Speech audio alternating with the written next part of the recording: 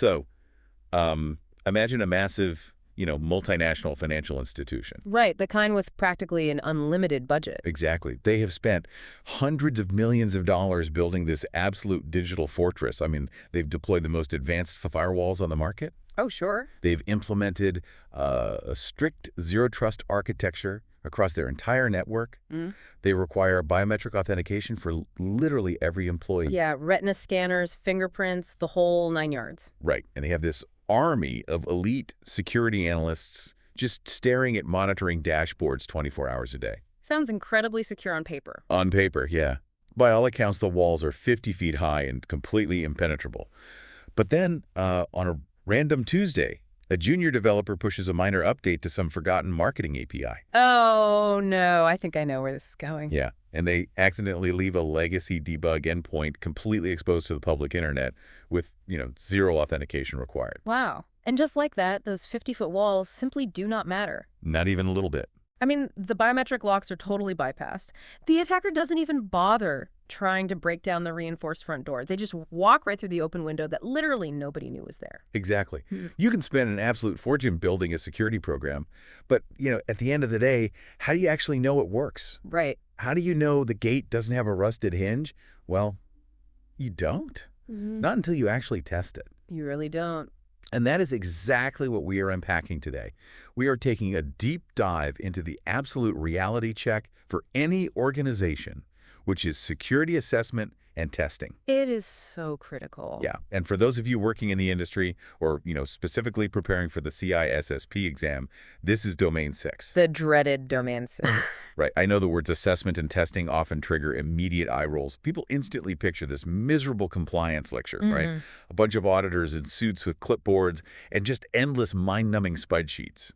Oh, absolutely. But in reality, I mean, this is the mechanism that proves whether a security program is a living, breathing defense system or just a really, really expensive illusion. Exactly. It truly is the moment of truth. And for you listening, whether you are actively studying to pass the exam or you're a security leader trying to defend your own enterprise, the mindset you bring to this domain is critical. Yeah, it really requires a shift in perspective. It does. I mean, it accounts for roughly 12% of the CISSP exam, but more importantly, it requires this very specific analytical lens. To succeed here, you have to understand the underlying why behind all the testing. Right. It's not just about running tools. Exactly. You have to be able to distinguish clearly between, legal obligations, contractual requirements, and technical thresholds. We often call this the CISSP exam mindset. The exam mindset, I like that. Yeah, because you have to step out of the tactical weeds, like just knowing how to run a network scanner and really look at the broader strategic implications. Right. Like, are you inadvertently breaking the law? Exactly. Are you violating a client contract? Are you actually generating proof of due diligence? That is what this deep dive is really about. So to get to that strategic level, we need to agree on a common language first. Because in the security industry, people constantly throw around the words assessment, audit, and testing as if they are completely interchangeable. Oh, all the time. It drives me crazy. Right, but they aren't. They have very distinct operational and, quite frankly, legal definitions. Conflating those three terms is probably one of the most common mistakes practitioners make, and it is a massive trap if you are taking the exam. So let's break them down meticulously. Let's do it. Let's start with an assessment. So a security assessment is the testing or evaluation of controls to understand if they're implemented correctly, operating as intended, and actually producing the desired outcome. Okay, but in what context? In the context of the organization's specific risk tolerance. The key here is that an assessment is fundamentally risk-driven. It's a comprehensive review. Right, so it's not just a robot spitting out data. Exactly. It goes way beyond just looking at the output of an automated vulnerability scan. You have a trained professional looking at the architecture, the policies, the people, and the technology. So what's the tangible result? What do you get at the end? The primary output of an assessment is a consultative report delivered to management. It's written in plain, non-technical business language, and it concludes with specific, actionable recommendations for remediation. Okay, so an assessment is highly consultative.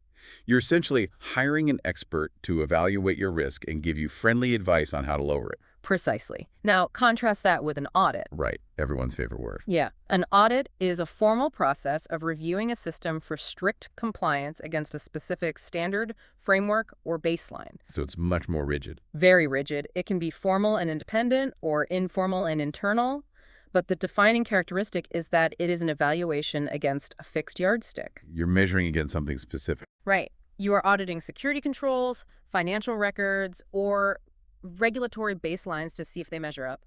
Audits are compliance-driven, not risk-driven. That's a huge distinction. Risk versus compliance. It is. The output is typically a binary pass or fail, or a report of nonconformities.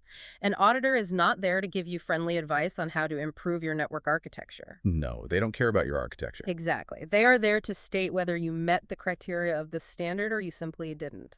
Okay, and then we have testing, which is, I guess, the most tactical of the three. Yeah, testing is very hands-on. So testing is the process of exercising one or more specific assessment objects, like a firewall rule, a piece of software code, or even a physical lock under specified conditions. Right.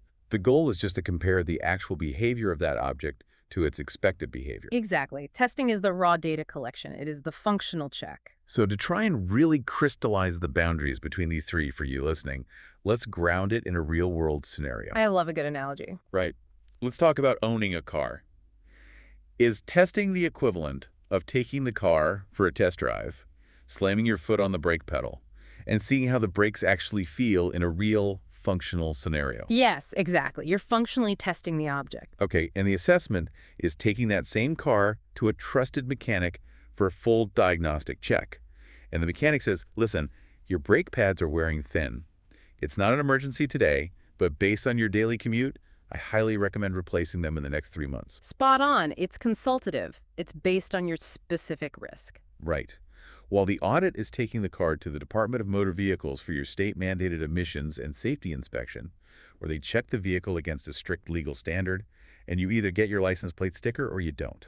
That analogy holds up really, really well for the functional mechanics of the concepts. But let's push the stakes a little higher to highlight the exam mindset here. Okay, lay it on me.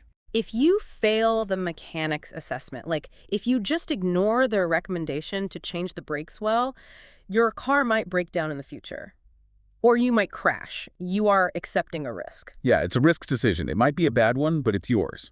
Exactly. But if you fail the DMV audit, the state legally prohibits you from driving the car at all. Yes, you're off the road.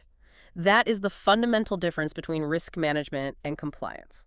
That makes a ton of sense. Candidates constantly conflate assessments, which yield risk-focused remediation recommendations, with audits, which yield compliance-focused pass-fail results against a standard. They get it mixed up on the test. Constantly. Yeah. If you're looking at a scenario where a company wants a process that will provide actionable remediation recommendations to improve their security posture, you are looking for an assessment. Got it. But if they need to prove to a regulator that they meet a baseline, you are looking for an audit. That makes the boundary incredibly clear. I mean, you don't ask the DMV inspector to fix your transmission. Yeah, right? No, they'd look at you like you were crazy. Right. And you don't ask your mechanic to issue a legally binding state emissions certificate. Exactly.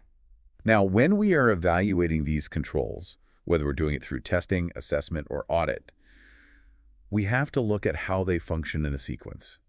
Because there's this specific progression we rely on in security.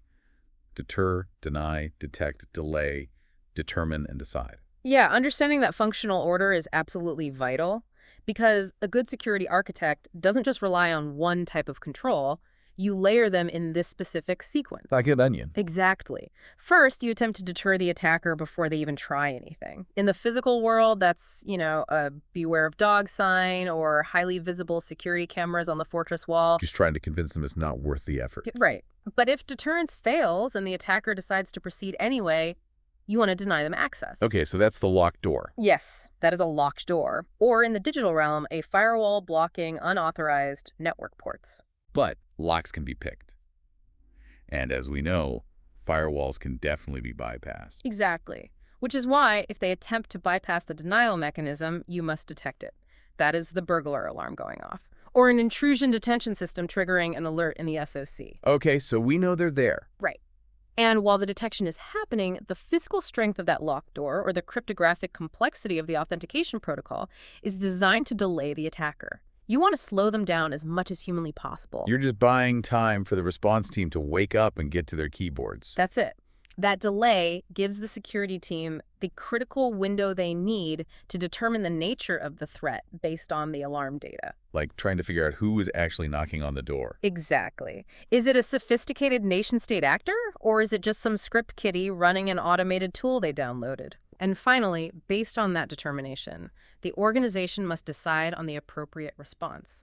Whether that is, blocking the IP address at the firewall, physically apprehending the intruder, or completely shutting down a compromised server. So when you are assessing a security program, you're evaluating whether this entire functional chain holds up under pressure. It's a cascading defense, yeah. Okay, but having all those controls in place and testing them internally is one thing. Proving to the rest of the world, like your clients, that your fortress is secure is an entirely different challenge. It's a massive challenge. Which brings us to the actual strategy of auditing and the incredibly complex legal and contractual frameworks that govern who actually gets to look under your hood. Right. An organization's audit strategy is incredibly nuanced, and it depends heavily on their size, their specific industry, and their regulatory environment. It's not one size fits all. Not at all. I mean, a small, privately held nonprofit is going to have a vastly different audit strategy than a massive, publicly traded multinational corporation. We generally categorize audits into 3 types based on who is performing them: internal, external, and third party. Okay, let's start with internal audits. These are conducted by an organization's own security staff, right? Or their internal audit department. Yes. The audience for this report is just internal management. The goal is continuous improvement, catching issues early, and kind of preparing the organization for external scrutiny. But the obvious limitation here is objectivity. Precisely. Internal auditors have a massive advantage in terms of deep institutional knowledge. I mean, they know exactly where the bodies are buried. Right. They know about that server under Jerry's desk that hasn't been patched since 2015. Exactly. They know which legacy systems are barely holding together with duct tape. But they lack true independence. There is an inherent conflict of interest. Right. It's hard to grade your own homework. Yeah, an internal audit team might be hesitant to throw another internal IT team under the bus. Or, conversely, they might completely exaggerate certain risks because they have a political agenda to secure more budget for their own department. Oh, that definitely happens. Because of that lack of objectivity, external stakeholders like your investors, regulatory bodies, or major business partners, they will rarely accept an internal audit as proof of compliance. Which makes total sense, which is why we bring in the external audit. This is performed by an outside independent auditing firm. Right. They have absolutely no financial stake in the success or failure of the specific IT teams they're auditing, which gives their findings a high degree of external validity.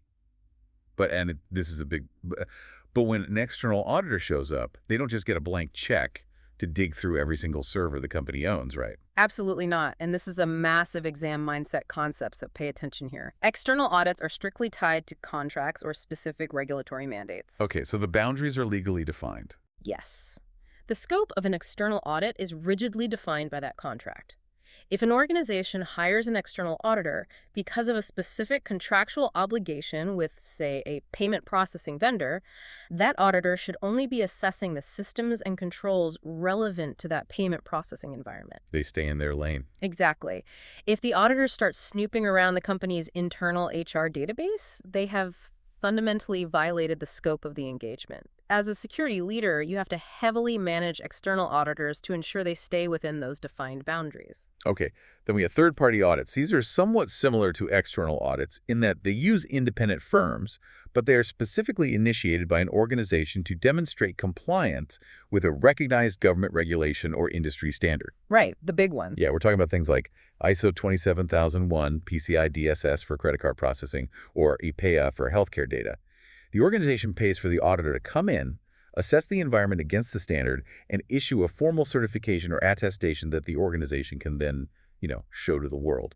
Right, and that works fine for a single company.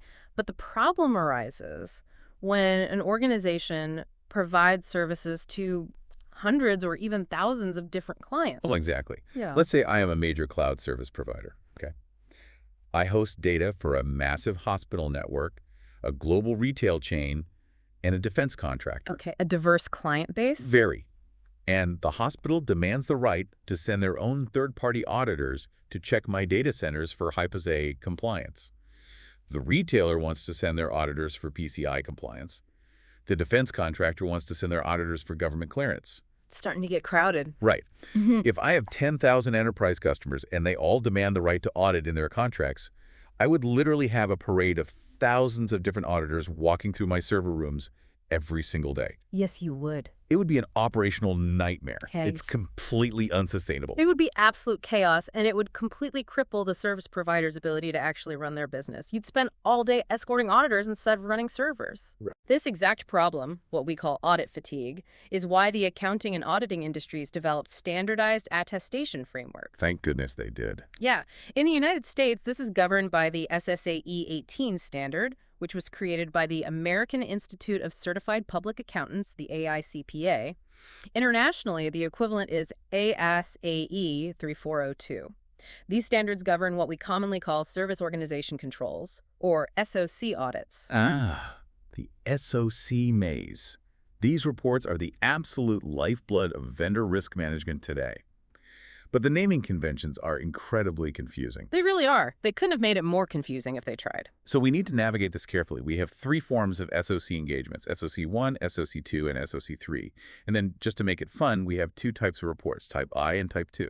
Okay, let's untangle the forms first. A SOC1 engagement is strictly focused on financial reporting. Finances. Got it. Right. It evaluates the service organization's controls that might impact their clients' financial statements. If you outsource your payroll processing to a vendor, you want a SOC1 report to ensure they aren't messing up the math or, embezzling funds. Sure. But as cybersecurity professionals, while we respect the SOC1, it generally isn't our primary focus. We care deeply about the SOC2. Because the SOC2 completely abandons the financial focus and looks entirely at security. Exactly. A SOC2 engagement assesses controls relevant to the security and privacy of the information stored and processed in the system. It evaluates the organization against 5 specific trust services criteria, or TSCs. And those are? Those are security, availability, confidentiality, processing integrity, and privacy. Okay, but the output of this SOC2 assessment is a highly detailed, incredibly sensitive document, right? Yeah. It outlines exactly what firewalls you use, how your intrusion detection systems are configured, your password policies, your physical security controls. Essentially, it's a detailed blueprint of your entire defensive posture. It is, which means it is highly confidential. You do not want that document falling into the hands of a threat actor. No, that would be a disaster. Therefore, a SOC2 report is tightly controlled. It is generally only shared with existing clients or potential partners under a strict non-disclosure agreement. You will never see a legitimate SOC2 report just sitting as a public PDF download on a company's homepage. But companies still want to brag about their security to the public, right? They want to put a shiny badge on their website that says, "Look at us, we are secure." And that is exactly what the SOC3 is for. Okay. A SOC3 engagement assesses the exact same trust services criteria as a SOC2, the security, availability, and privacy controls. The difference is entirely in the reporting. So it's the same test, different report card. Exactly. A SOC3 report is stripped of all the sensitive technical details. It provides a high-level, generalized attestation of compliance intended specifically for public disclosure. It's primarily a marketing tool to build consumer trust without giving away the blueprint to the fortress. Okay, so that clarifies the forms beautifully. SOC1 is financial. SOC2 is detailed security under NDA. SOC3 is high-level security for public marketing. You got it. But that is only half the battle. Because if I request a SOC2 from a vendor, they might hand me a Type I report, or they might hand me a Type 2 report. And the difference between those two is perhaps one of the most critical vendor risk management concepts a security professional must absolutely grasp. Okay, let's break it down. A Type I report evaluates the design of an organization's controls at a specific point in time. A point in time, meaning literally a specific day. Yes. On October 14th, the auditor looked at the documentation and the policies.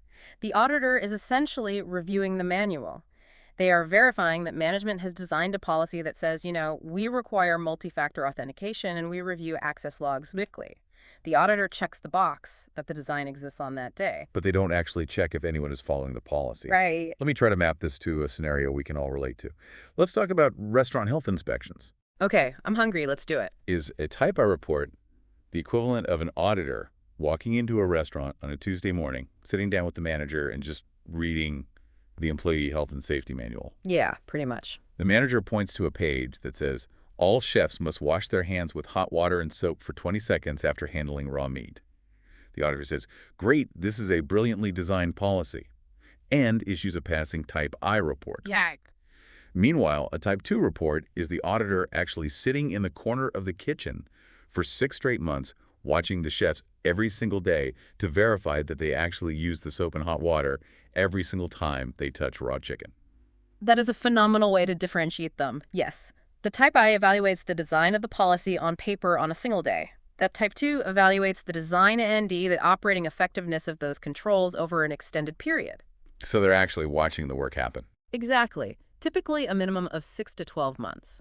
In a Type II audit, the auditor isn't just reading the hand-washing manual, they are testing the water temperature to ensure the plumbing actually delivered hot water consistently for the last 6 months. They're checking the supply logs to ensure soap was continuously purchased and restocked. They're demanding actual proof of execution. This sounds like a massive trap for vendor risk assessments. I mean, if you don't know the difference. It is a huge trap in the real world and a guaranteed trap on the CISSP exam. You will encounter a scenario where your company is evaluating a new, highly critical cloud vendor. The vendor's sales team eagerly hands you a SOC2 Type I report to prove how incredibly secure they are. They're very proud of their manual. Right. And the exam is testing whether you will accept it. And based on the restaurant analogy, I absolutely shouldn't, because a Type I report essentially just takes management's word for it that the manual is good. It proves they know how to write a policy, not that they know how to secure a network. Exactly. Security professionals always demand a SOC2 Type II report. You need empirical, audited proof over an extended period that the controls actually operate effectively in the real world. You want to know they're actually washing their hands. Yes. And the exam also heavily tests the legal boundaries here. Remember, SOC2 requires an NDA, which is a contractual obligation of confidentiality, while SOC3 is designed for public consumption. Understanding the intersection of the audit type SOC2 versus 3, the reporting period, Type I versus 2, and the legal boundaries, NDA versus public, is absolutely foundational to mastering this domain. So we have the audit strategy down. We understand how to navigate the SOC maze to prove compliance to our partners and regulators. But, paperwork, policies, and plumbing checks don't actually stop a Russian ransomware syndicate. No, they certainly do not. Knowing that the manual says the firewall is configured correctly doesn't prove that the firewall will actually block a malicious payload in real time. We have to shift gears here. We have to move from passive compliance checking to active technical probing. We have to test the actual technology. And this really boils down to two major disciplines that are, unfortunately, often confused by laymen: vulnerability assessments and penetration testing. Let's start with vulnerability assessments. This is the process of examining systems, networks, and applications for known weaknesses without necessarily exploiting them. Right, it's about identification. It is largely a discovery mission. It involves reconnaissance, enumerating the network to find active targets and open ports, and then performing vulnerability analysis to identify potential flaws. Crucially, in the modern enterprise, vulnerability assessments are highly automated. Oh, completely. You are using enterprise-grade scanners to probe thousands of assets simultaneously for missing software patches, dangerous misconfigurations, or, end-of-life operating systems. But here is the challenge with that. If you are a global enterprise, you probably have a network scanner built by Tenable. You have firewalls built by Palo Alto Networks. You have operating systems from Microsoft and Red Hat. You have endpoint protection from CrowdStrike. A huge mix of vendors. Exactly. How do all of these disparate systems from competing vendors talk to each other? If the Tenable scanner finds a flaw, how does the CrowdStrike dashboard know what it's looking at? Without a common language, automation is literally impossible. That is where the SKP framework comes in. The Security Content Automation Protocol, developed by NIST. Right. It is basically the Rosetta Stone for the cybersecurity industry. It provides a standardized language for how software flaws and configuration issues are communicated across different platforms.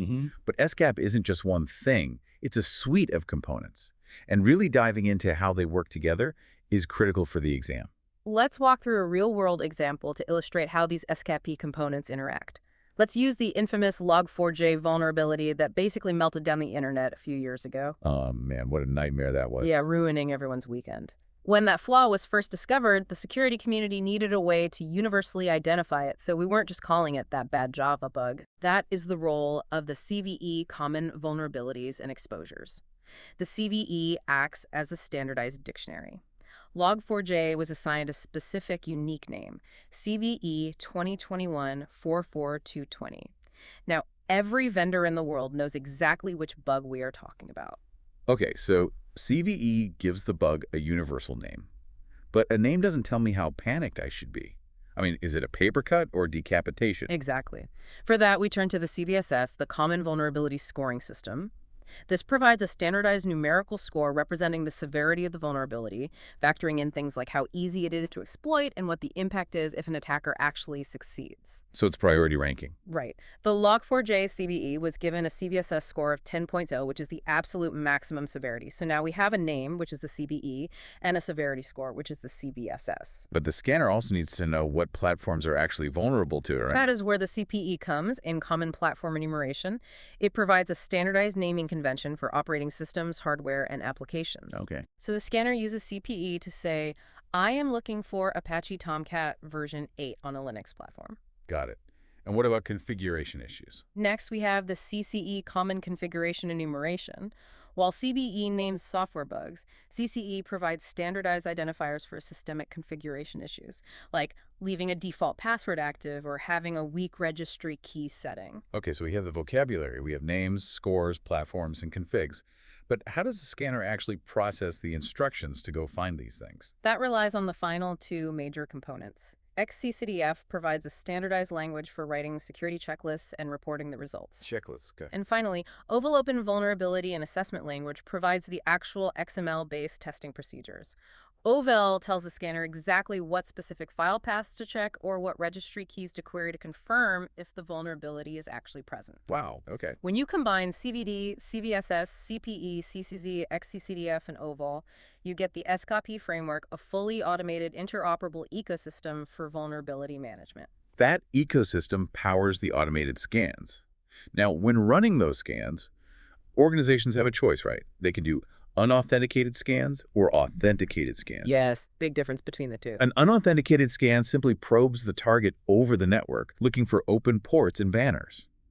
It simulates what a completely blind external attacker might see. But doing it authenticated seems counterintuitive at first glance. I mean, why would you give a vulnerability scanner a valid set of login credentials to your network? Because an unauthenticated scan can only see the surface. It can only see the open windows on the outside of the fortress. An authenticated scan, using valid, though strictly read-only credentials, allows the scanner to log into the operating system and act like an insider. So it gets past the front door. Exactly. It can read local configuration files, check the exact versions of installed software hidden behind the firewall, and evaluate local registry settings. It provides a vastly deeper, more comprehensive, and highly accurate assessment of the organization's true vulnerability landscape. And I imagine it cuts down on the noise. Oh, absolutely. It eliminates a massive amount of false positives because the scanner isn't just guessing based on network traffic, it's actually reading the internal data. So vulnerability scanning, even authenticated, is just finding the open windows and logging them in a report.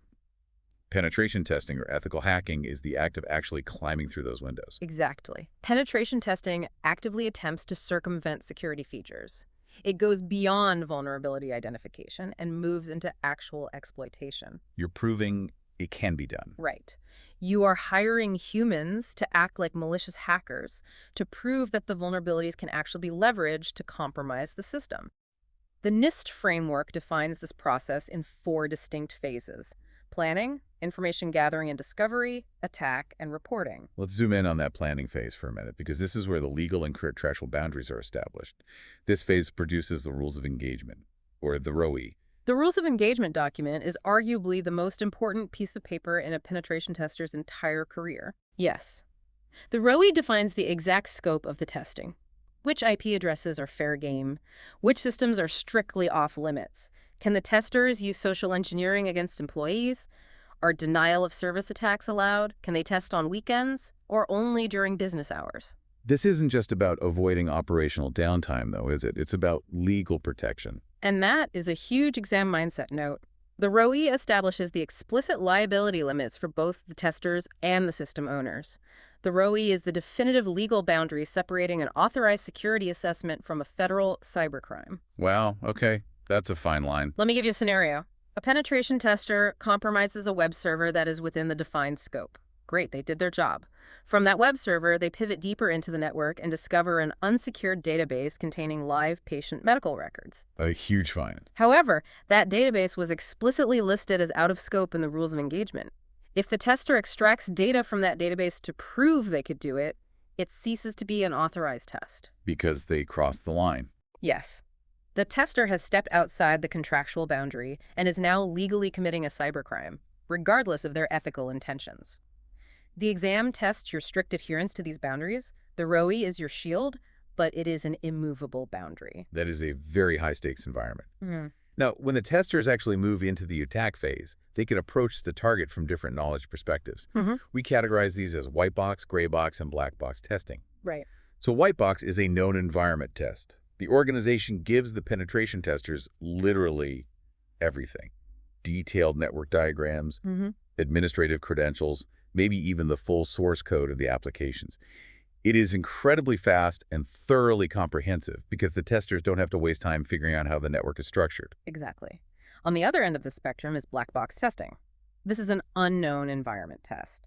The testers are given absolutely nothing except maybe the name of the target company. So they're completely in the dark. Totally in the dark. They have to act like a completely blind external attacker. They have to scour the internet for public IP addresses, perform slow, stealthy reconnaissance, and guess their way into the perimeter. And gray box. Gray box sits in the middle. It simulates an average user who might have standard network access, but no administrative privileges. Okay, but let me challenge the business logic of black box testing for a moment. Penetration testers are really expensive. You are paying them hundreds of dollars an hour. Oh yeah, they are not cheap. So why would an organization pay for a black box test? Doesn't the tester just waste thousands of dollars of billable hours running basic network scans and guessing IP addresses when we could just hand them the white box map and say, here's the valuable stuff, go see if you can break it? It is a very common objection from finance and management, actually, and it forces us to ask, what are we actually trying to test? If we provide a white box map, we are testing the application logic, the depth of the defense, and deeply hidden configuration vulnerabilities. But a black box test validates something entirely different and equally critical. Which is? A black box test evaluates the external perimeter from a realistic threat perspective, but more importantly, it tests the blue team's detection and incident response capabilities. Oh, I see. Because if you give the testers a map and an administrative account in a white box test, the blue team, the internal defensive staff, already knows the test is happening. There is no surprise at all. Right. A black box test forces the attacker to make noise during their reconnaissance. They have to probe firewalls and rattle the doorknobs. It tests whether your security monitoring, your intrusion detection systems, and your human security analysts actually notice someone poking around the perimeter. Testing the alarm system, basically. Exactly. It tests if the alarms work and if the guards are awake. White box testing completely bypasses the detection and response mechanisms. Which brings up the dynamic between these teams. You just mentioned the blue team, which is the internal defensive organization. The red team is the offensive ethical hacking team trying to break in. And then there's the purple team. But the purple team isn't actually a separate group of people sitting in a room wearing purple shirts. No purple shirts. Purple team is a concept. It's a methodology. Right. Historically, red and blue teams had a very adversarial relationship. The red team would break in, drop a massive report on the blue team's desk outlining how terrible they were, and walk away. Here's all your failures. Bye. Exactly. It wasn't productive. Purple teaming represents active collaboration and continuous information sharing. The red team executes a specific attack technique. The blue team immediately checks their logs and explains how they detected it or admits they didn't. So they're working together in real time. Right. The red team explains exactly how they bypassed specific control, allowing the blue team to instantly tune their defenses. It creates a continuous, highly efficient feedback loop. So we've tested the network perimeter, we've probed the infrastructure, and we've run our complex SOC audits. But what if the attacker doesn't need to break through the firewall? What do you mean? What if they don't need to bypass the intrusion detection system because the web application we willingly expose to the public internet is built on fundamentally flawed, insecure code? We have to look at how we test the very DNA of our software. Which brings us to the application layer. Yeah, testing the network is useless if the application running on it is Swiss cheese. And right out of the gate, the most critical component of a software testing program isn't a fancy automated tool. It is manual code review, often called peer review. Just humans looking at code. Exactly. Having experienced developers other than the original author review the source code for logical defects, security flaws, and backdoors before it ever moves into a production environment. And this isn't just a casual glance over a cup of coffee, right? The most formal, rigorous type of code review is the Fagan inspection. Oh, the Fagan inspection. It was developed at IBM in the 1970s, and it is a grueling, highly structured six-step process: planning, overview, preparation, inspection, rework, and follow-up. The Fagan inspection is fascinating because of the psychological weight and the intense discipline it requires. It relies on strict entry and exit criteria. Like physical quality gates. Exactly. The entry criteria dictate that a piece of code cannot even be submitted for a Fagan inspection unless it meets specific baselines. For example, the code must compile without errors, and it must pass basic automated linting. You do not waste the time of a room full of senior engineers reviewing code that doesn't even compile. That makes sense. And during the actual inspection phase, the author of the code isn't allowed to lead the meeting, right? Correct. A designated moderator runs the inspection. The author is there to answer questions, but they aren't driving. The reviewers methodically read through the code, line by line, looking for specific classes of defects. Sounds intense. It is. If defects are found, the code hits the rework phase. The author must fix the flaws. And the exit criteria mandate that the inspection is not considered complete until every single severe defect is corrected, re-verified by the moderator, and officially signed off in the follow-up phase. Wow. It is exhausting, but it produces incredibly resilient code. Beyond that intensive manual review, we have automated application testing tools. The holy trinity here is SAST, DAST, and IST. Let's break those down. Okay, let's do it. SAST stands for Static Application Security Testing.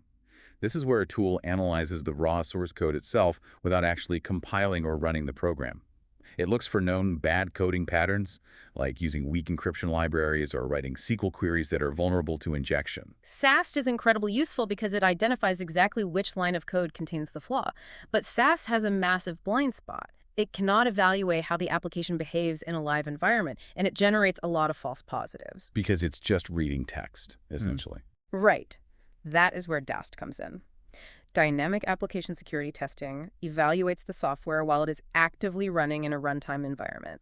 It interacts with the web application from the outside, just like an attacker would, injecting payloads into login forms and manipulating URL parameters to see how the running system actually reacts. And then IST, Interactive Application Security Testing, is kind of the modern evolution that places instrumentation directly inside the application, combining the inside-out visibility of SAST with the runtime execution of DAST. The best of both worlds. Yeah. But let's pause on DAST for a moment, because there is a massive exam trap hiding here regarding commercial software. Yes, there is.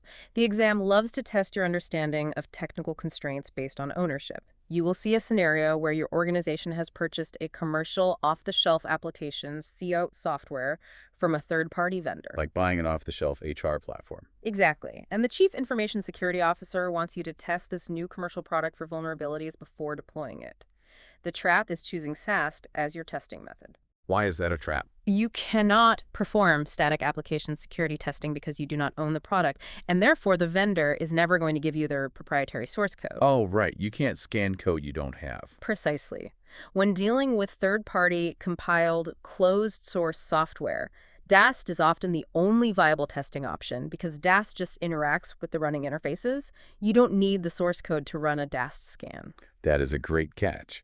Okay, so DAST is great for seeing how the application behaves under somewhat normal expected conditions. It sends a SQL injection string and sees if the app crashes. But attackers don't play by normal rules. No, they don't. They send absolute garbage data. They upload massive corrupted files. They send inputs that defy all logic. How do we automate throwing chaotic, unexpected data at a system to see if it breaks? That is where fuzzing comes in. Right, fuzzing. Fuzzing uses modified, unexpected or completely malformed inputs to test software performance and error handling under extreme circumstances. It's about discovering the unknown edge cases. And we divide this into two categories, right? Yes. Mutation fuzzing and generational fuzzing. Mutation fuzzing is often called dumb fuzzing. Gum fuzzing. Yeah. It takes a known, perfectly valid input file, let's say, a properly formatted PDF document, and randomly modifies bits of data within it. It flips zeros to ones, scrambles the header, and truncates the end of the file. Then it feeds thousands of these mutated, corrupted PDFs into the application to see if the application's parsing engine crashes, hangs, or throws an unhandled exception. So it's just a brute force approach. It doesn't know what a PDF is, it just knows how to break the file and throw it at the app. Exactly. Generational fuzzing, on the other hand, is smart or intelligent fuzzing. How does that work? Generational fuzzing understands the underlying data model and the protocols. If it is testing a web API that expects a date of birth, it doesn't just send random letters. It intelligently generates inputs designed to break date parsers. So like edge cases. Right. It sends February 30th. It sends the year 0000. It sends a date formatted as a 10,000 character string to try and trigger a buffer overflow. It uses the structural rules of the input to craft highly specific, devious test cases. That concept of deliberately crafting inputs to break the system aligns really closely with misuse case testing or abuse case testing. Yes, it does. Standard testing asks, can a legitimate user successfully reset their password? Misuse case testing approaches the software strictly from a hostile actor's point of view. It asks, can a hostile user intercept the password reset token of another user and hijack their account? You're deliberately enumerating the known misuse cases and attempting to force the application into an insecure state. You are modeling the attacker's behavior against the application logic. Okay, so if an engineering team is running SAST and DAST, doing Fagan inspections, and throwing thousands of fuzzed inputs at their code, how do they mathematically prove they have tested enough of it? That's the million-dollar question. How do they know they didn't miss a massive section of the application? That brings us to test coverage analysis. The basic formula is straightforward, right? It's the number of use cases tested divided by the total number of use cases. But calculating that in complex software is difficult. Very difficult. There are 5 common criteria for coverage analysis: statement, branch, condition, loop, and functional coverage. This is how we objectively measure the thoroughness of our automated testing suites. Let me try to break down the logic of these criteria, because they sound similar but have really deep technical distinctions. There, go for it. Let's imagine I write a simple 100-line software program that processes user logins. If I achieve statement coverage, that just means my automated tests fed data into the program in such a way that the processor executed every single line of code at least once. Right. You read the whole book. But that isn't enough, is it? No, statement coverage is the bare minimum. It guarantees every line was read by the processor, but it absolutely does not guarantee every logical path was evaluated. What do you mean by logical path? Well, that is why we need branch coverage. Let's say your login program has an ifelse statement. If the user is an admin, route them to the dashboard. LSE, route them to the basic profile. Statement coverage might be achieved just by testing the admin path if the ELSE statement is simple. Ah, so you missed the other side. Right. Branch coverage guarantees that your tests actually force the application to take the true path, the left fork A&D, the false path, the right fork in every single decision node. Okay, so branch tests the forks in the road. What about condition coverage? Condition coverage goes a layer deeper into the logic itself. Right. What if your ISF statement says, if the user provides a valid password AND, the user is logging in from an authorized IP address? Okay, 2 conditions. Right. Branch coverage just wants the whole statement to evaluate to true or false. Condition coverage demands that you test every combination of those subconditions. You must test valid password with valid IP, valid password with invalid IP, invalid password with valid IP, and invalid password with invalid IP. You were testing all the logical gates themselves. That makes perfect sense. Then we have loop coverage, which ensures that repetitive loops like while loops or for loops are tested when they execute multiple times, when they execute exactly once, and crucially, when they execute 0 times, which often causes unexpected errors. The zero-time loop is a classic bug generator. Right. And finally, functional coverage simply checks that every distinct function or subroutine in the code was actually called by the tests and returned a result. When a software engineering team can demonstrate high percentages across all those coverage metrics, they have mathematically proven a high degree of assurance in their code. It is about being exhaustive and leaving absolutely no dark corners in the logic. So let's zoom out. You have audited the company with SOC reports, you have penetration tested the perimeter, you have formally inspected the code, fuzzed it, and proven 95% branch coverage. You're doing great. The application is a fortress. But what happens when you finally push that system live onto the internet? We have to transition from testing in a controlled vacuum to continuous monitoring in the chaotic real world. Welcome to real-world monitoring, metrics, and continuity. Because a secure design does not stay secure on its own. The threat landscape shifts daily. Security management requires relentless oversight, and the absolute foundation of that oversight is logging. Logging everything. Yes. Without logs, you are flying completely blind. Organizations use SIEM solutions, security information and event management platforms to aggregate, normalize, and correlate massive volumes of logs from firewalls, proxies, web applications, Active Directory servers, and change management systems. And when dealing with logs from thousands of different devices scattered across the globe, time becomes the most critical variable. Oh, absolutely. This is why the Network Time Protocol, or NTP, is strictly enforced. NTP synchronization is non-negotiable. Let's paint a forensic picture here. Imagine an incident responder sitting at their desk at 3:00 a.m. trying to unravel a complex breach. Okay, coffee in hand. Right. The attacker breached a firewall in Tokyo, pivoted to a web server in London, and extracted a database in New York. If the Tokyo firewall logs are set to local time, the London server is on UTC, and the New York database clock has drifted by just 3 minutes, the timeline is completely destroyed. Because the events will be out of order. Exactly. The logs might show the data being extracted before the firewall was even breached.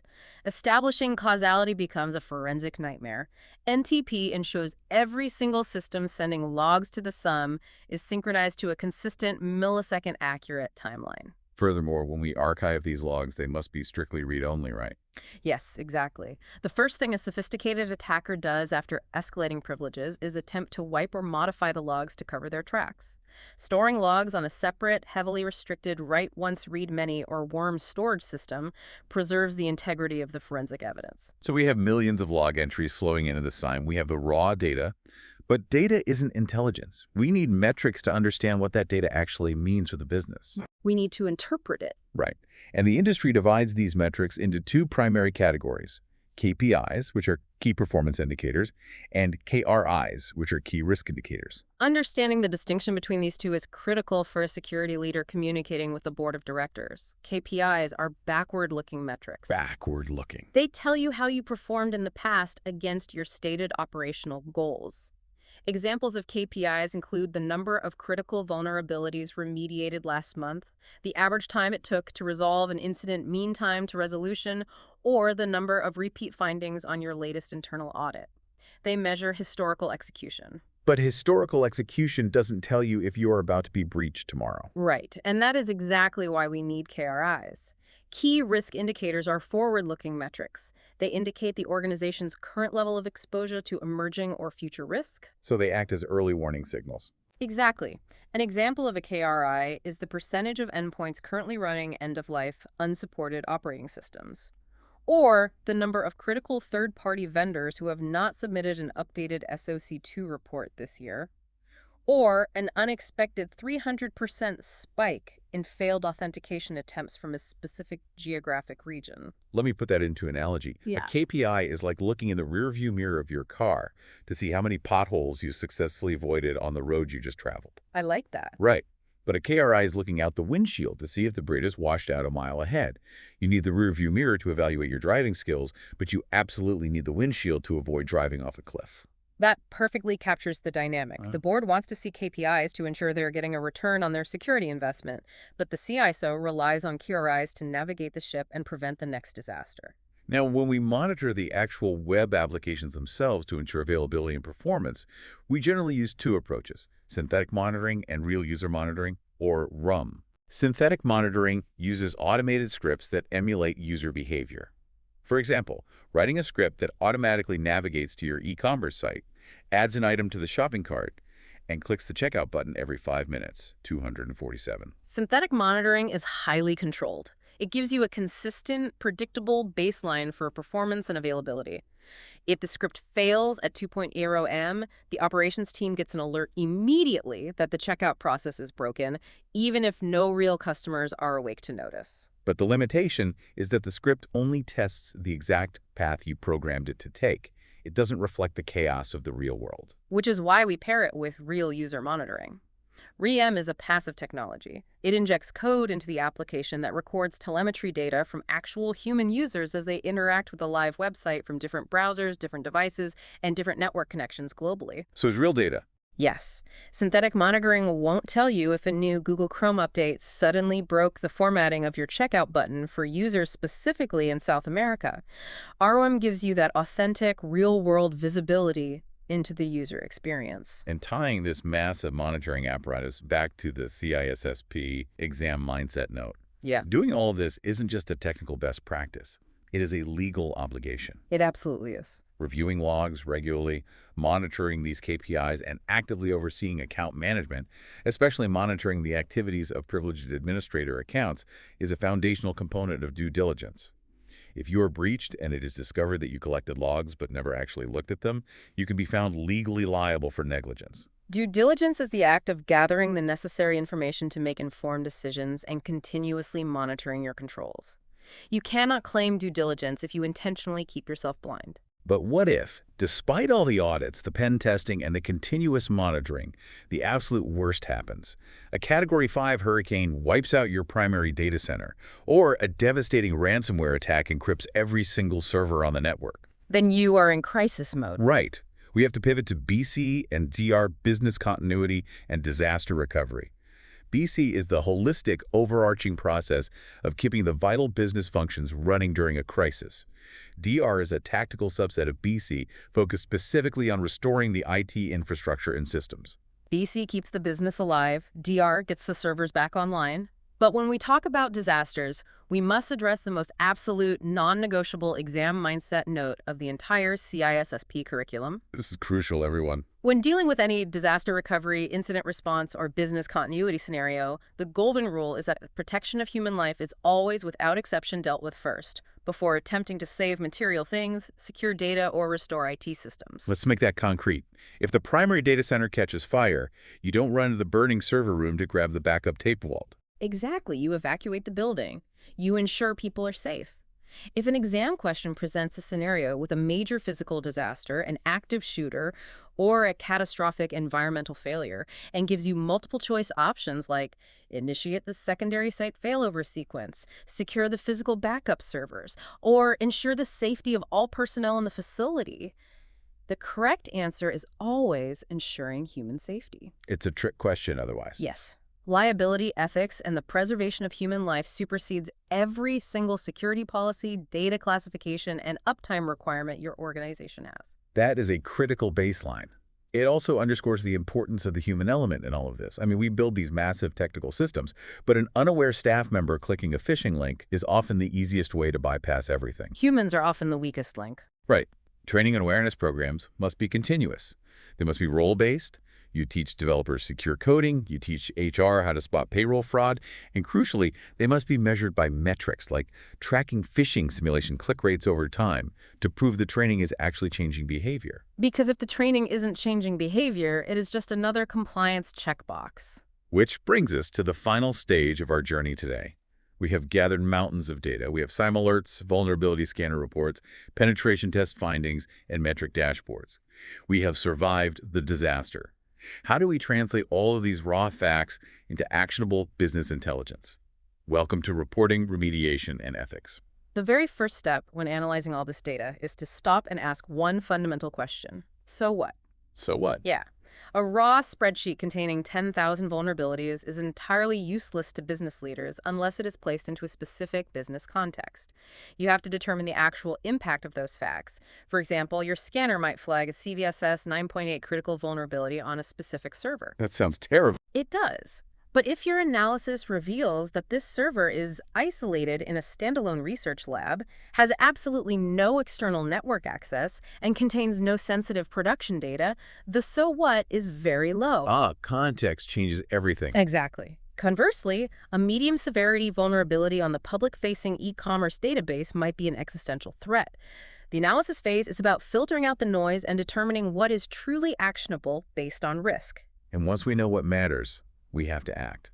We move to remediation. It's fascinating when you look at major breaches in the news. People just assume the attackers use some exotic $1 million zero-day exploit. It rarely do. Right. In reality, the vast majority of vulnerabilities in average organizations are mundane. They are misconfigured cloud buckets, inadequate password policies, fundamentally unsound business processes, or simply unaware staff. Which highlights a critical reality. Remediation is almost never just an IT problem. It requires involving stakeholders from across the entire business. You cannot just apply a technical patch if the underlying business process requires users to share a generic administrative password to get their jobs done. Because if you change the password, you break the business process. Exactly. Remediation requires fixing the policy, retraining the staff, and altering the workflow, in addition to applying the technical fix. But let's look at a scenario where you actually can't apply the technical fix. What happens when a vulnerability is critical, but patching it is impossible? This brings up exception handling. Let's use the example of an FDA-approved medical device, like a network-connected MRI machine. Whoa. This is a classic scenario. Right. A critical vulnerability is discovered in its embedded operating system. Legally, the hospital might not be allowed to just log in and apply a Windows patch because altering the software voids the FDA medical certification, which could take months to reaccredit. Right, you can't just run Windows Update on an MRI. Exactly. Yeah. So they can't patch it, but they can't unplug it because patients need it right now. What do? Just leave it vulnerable on the network and hope for the best? Absolutely not. That would be negligence. When you encounter a situation where a primary control, like a software patch, cannot be implemented due to technical, legal, or severe business constraints, you must implement compensatory controls. Compensatory control. Yes. You formally document the exception, you document the risk acceptance by senior management, and then you build a compensating defense around the vulnerable asset. In the MRI example, if you cannot patch the device itself, you implement aggressive network microsegmentation. You configure the internal firewalls so that the MRI machine can only communicate with the one specific imaging server it needs to talk to, and you block all other network traffic to and from that IP address. You essentially build a smaller, tighter, custom fortress wall around that specific fragile device. Exactly. And from an exam mindset perspective, compensatory controls are the ultimate expression of risk management. Due diligence requires that when a primary control fails or is impossible to deploy, you don't just throw your hands up in defeat, you actively manage the risk through compensation. Now, let's explore one final highly complex scenario before we wrap up. Let's talk about the situation where a cybersecurity professional, maybe during a deep dive penetration test or a grueling Fagan code inspection, discovers a previously unknown catastrophic vulnerability, a true zero-day flaw in a widely used piece of commercial software. Okay, high stakes. This brings us to the concept of ethical disclosure. The standard ethical framework dictates that the professional has a responsibility to report the zero-day privately to the software vendor first, giving them a reasonable time frame, often 30 to 90 days, to develop and release a patch. But if the vendor ignores the report, downplays the severity, or simply refuses to fix it, public disclosure is warranted. Now, I have to push back on this concept because from an outsider's perspective, isn't that just blackmail? Like, fix this bug, or I'm going to tell the whole internet how to hack your software and ruin your company's reputation. It is a very fair challenge, and it is a debate that has raged in the InfoSec community for decades. But when we look at the ethical framework, particularly the ISC2 Code of Ethics, it is fundamentally different from blackmail. How so? Blackmail and extortion involve demanding a benefit, usually money, favors, or silence for personal gain. Ethical disclosure, when done correctly, involves no extortion. The researcher isn't asking for money. The goal is entirely about protecting the broader ecosystem. When you find a zero-day, the ethical choice is to give the vendor the opportunity to fix it privately to protect their massive customer base from exploitation. But if the vendor refuses to act, those customers remain entirely ignorant of the massive risk they're carrying every day. Precisely. The vendor is choosing to accept a risk on behalf of their customers without telling them. By going public after a reasonable embargo period, the researcher forces the issue, but more importantly, they warn the vulnerable users. So the users can protect themselves. Right. Public disclosure allows other security professionals to make informed decisions about their own risk. It allows them to build intrusion detection signatures or implement compensated controls to protect their networks until a patch is finally forced out. The exam heavily tests your understanding of the ISC2 Code of Ethics canons. Which is? The very first canon is to protect society, the common good, necessary public trust and confidence, and the infrastructure. Ethical disclosure, completely devoid of extortion, aligns directly with that mandate to protect the Commonwealth. It is about safeguarding the ecosystem, not lining your own pockets or stroking your ego. Well, this has been an incredibly deep and exhaustive journey through the reality checks of cybersecurity. It really has. We started by drawing hard, definitive lines between assessments, which guide risk management through recommendations, and audits, which are strict pass-fail compliance checks. Right.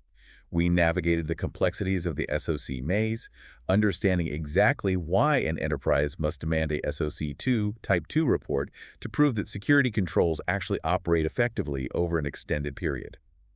We explored the high-stakes legal boundaries of penetration testing and the strict liability defined by the rules of engagement. A lot of legal landmines there. Definitely.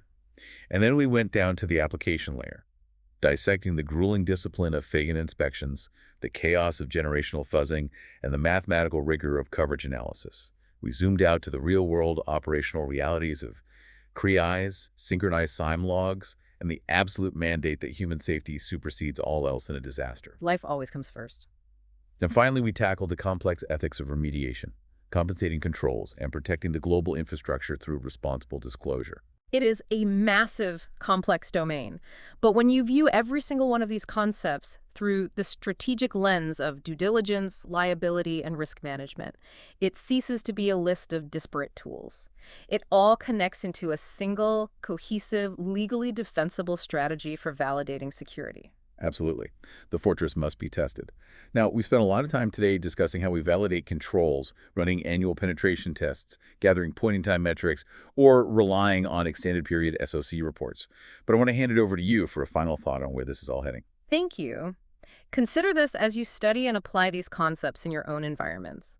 We have relied on these traditional testing methodologies for decades, but we are now entering a world where artificial intelligence can automatically analyze source code, identify novel zero-day vulnerabilities, and write and execute functional exploits in a matter of seconds. Wow, at machine speed. Exactly.